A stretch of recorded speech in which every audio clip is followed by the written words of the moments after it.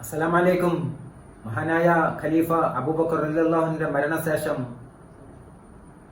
അവരുടെ പ്രിയ പത്നിയായ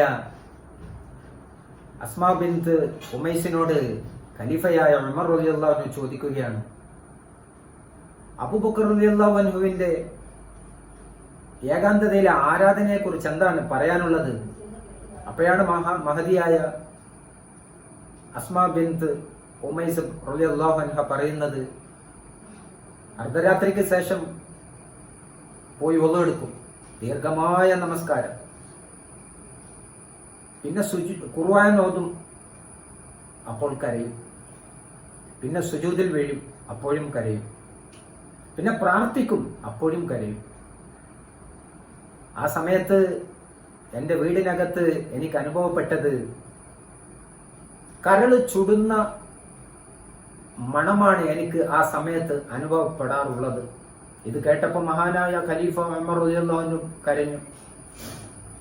ഖത്താബിന്റെ മകന് ഒരിക്കലും അബൂബക്കർ റളിയല്ലാഹുവിന്റെ അടുത്തെത്താൻ കഴിയില്ല.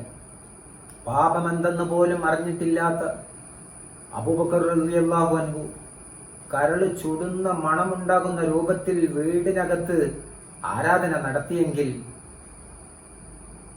അവരുടെ പോരായ്മയോർത്ത് കരഞ്ഞിട്ടുണ്ടെങ്കിൽ ഉമറിന്റെ അവസ്ഥ എന്താണ്?